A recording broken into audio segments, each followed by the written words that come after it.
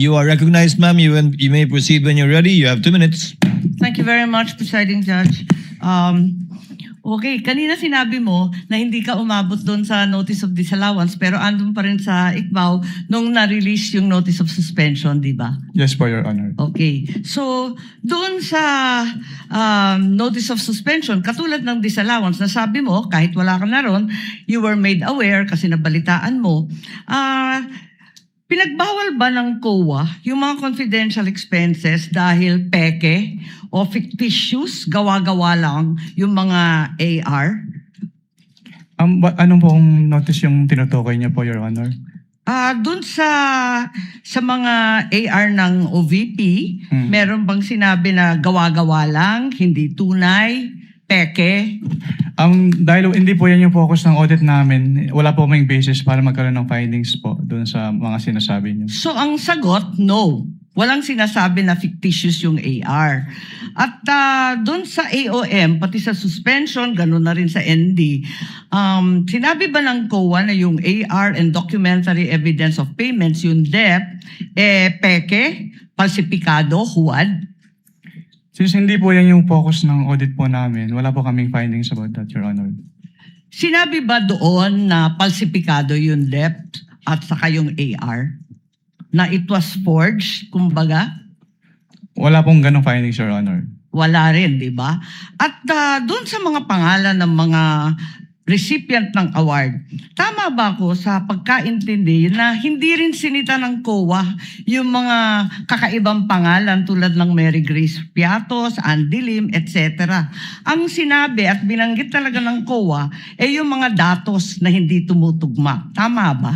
Since what we do is compliance audit po at wala namang provision yung circular as to the use of aliases, yes po, wala po kaming findings po. Kasi sabi mo nga, neither allowed nor prohibited. Tama po. So, doon sa AOM at sa notice of suspension, the names of these reward recipients was never raised by COA.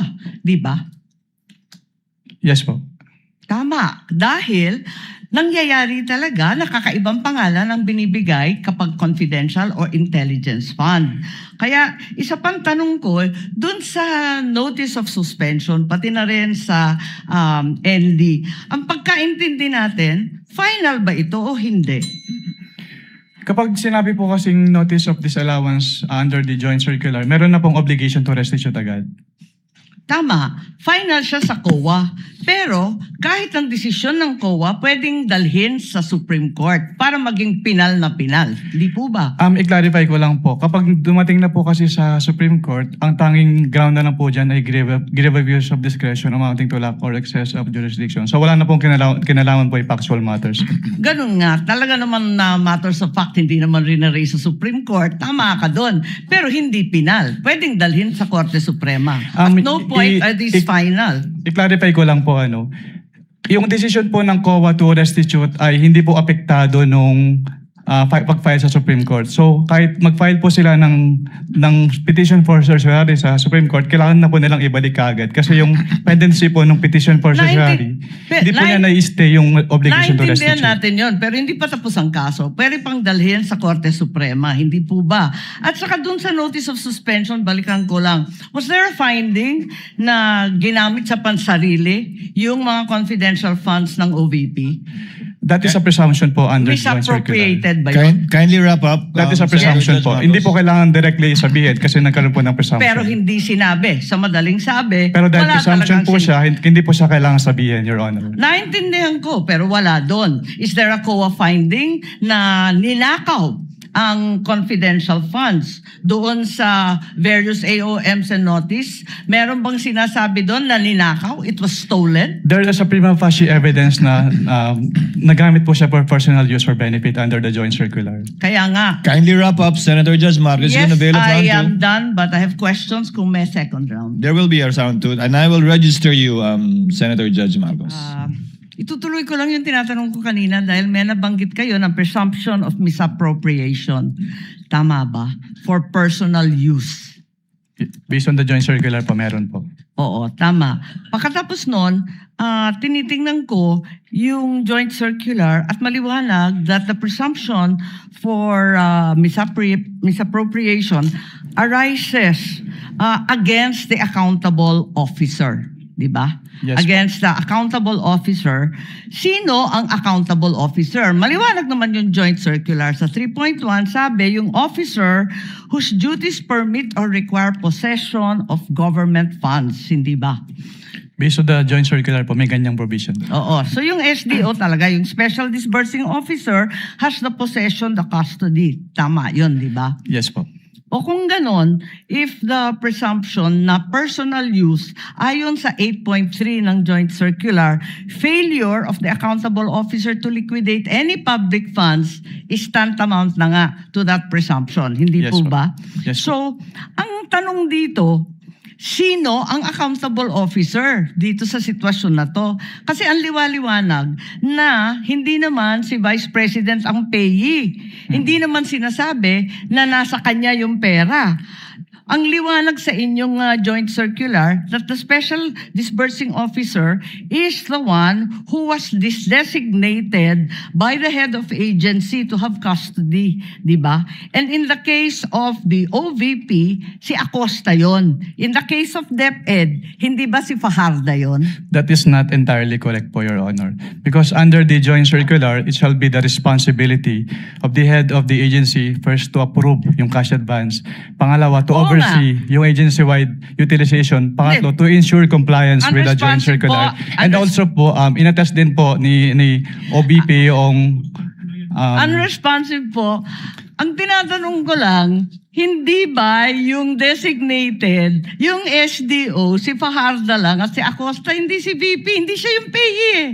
Ang liwaliwanag. pero ang sinabi niyo po kanina yung accountable officer. Kaya nga, so yung accountable officer, yung SDO, nasa JCV Hindi lang na po yan si SDO po yung accountable Hindi, officer, or. Your Honor. Ang sabi doon, head of agency or person designated. Oo, ang liwanag sa definition ng joint circular. Mag-yes or no ka lang. Kanina ka pa, inaaway mo ko lagi. Sorry po, Your Honor. But hindi po ako pwedeng mag-answer categorically since yun nga po yung provision But it's ng- categorical. na yes or Why don't either you go yes back or to your either joint no po. circular? Yun po. Kapag sinabi po kasing Doon categorical, sa it's either yes definition, po. ang or- liwaliwanag, SDO kapag na-designate ng head of office, di ba? But hindi po kasi doon na nalilimit lang yung term na accountable officer kasi may other provisions na applicable pa rin po with respect to the term accountable officer. Asan? Kasi napakaliwanag doon sa definitions at napakaliwanag sa 8.3 ng joint circular. Yun nga po yung na-mention ko kanina. Interpretation na ninyo yun. Ah, hindi Pinapalawak po. ninyo nandun eh. Head of office, Hindi head po of y- agency, or designated. Hindi po, Your Honor. Kasi yun nga po, nakalagay po doon sa Sabi mo gen- kanina yes, ngayon no naman. Wala po akong sinabing yes po, O Your sinabi Honor. mo kanina oo, SDO nga in charge. Sinabi ko lang po kung ano yung, kinonfirm ko lang po kung ano yung SDO po, Your Honor. Attorney Wamel, kindly avoid arguing with I Senator apologize Judge po, Your Marcos. O sige po. Sorry. And kindly wind up, Senator Okay, Judge okay. Marcos. Pwede lang itanong kasi nalito ako kahapon. Kahapon sinabi mo na si VP Sara lang ang first and only Vice President that you audited na may confidential funds. Hindi ba? Sinabi mo yun, di ba? Yes po, Your Honor. Tapos, kahapon, nung pinakita ng depensa, yung SARO na si VP Binay, noong 22 December 2014, may binigay na 6 million kay VP Binay ang DBM. Alin ba ang totoo sa dalawang sinabi mo magkatunggali? Yung pinakita po kahapon ay special allotment release order po. Ano. So nagkakaroon po ng special allotment release order kapag Alam merong... ko kung ano ang SARO, matagal na, tumanda na po kami sa gobyerno. Pero hindi po kasi yan niliquidate sa ICPAO. So we wouldn't know if it was Hindi, used or pero not. ang klaro, may katibayan na hindi ka isa-isang VP, si VP Sara. Your Honor, since hindi po nagsabit ng liquidation, Teka. hindi din po... Teka, nandun ka na sa ICBAO noong 2014, sabi mo, di ba? Yes po. O kaya nga, Opo. o di kahit si VP Binay may confidential funds, the only VP audited was VP Sara. Ganun ba yun? Since si VP Sara lang po yung nagsubmit ng liquidation. Pero Ba't hindi mo alam? if I may clarify po. Ba't hindi mo alam? Nandun ka na noong 2014. Dapat Opo. alam mo yun eh. If I may clarify po, Your Honor. since wala pong budget dun sa GAA as to confidential fund at hindi naman po nag-liquidate si BPB9 nung kanilang confidential fund. So hindi pa namin alam kung ginamit at hindi na po nakarating sa Hindi, COA ang yung tanong, SARO po. nabigyan ng confidential funds, humingi at nabigyan. May SARO eh. We wouldn't know Yun if lang it is naman ang used po. tanong eh. Of course, you know, may SARO. Sinabi mo nga, totoo yung sarong yun. Anyway, alin ang totoo? Si VP Binay o si VP Sara? Talaga bang totoo yung dalawa o iisa lang? We don't know. Based on our records po, si VP Sara lang po yung may liquidation. So maraming we don't know ang COA? Ganun ba yun? Based on our records po, si VP Sara lang po yung nag-liquidate nung confidential fund. Eh may record nga ng SARO. Maraming salamat. Kindly wind up. Presiding Judge. Thank you, Senator Judge Marcos.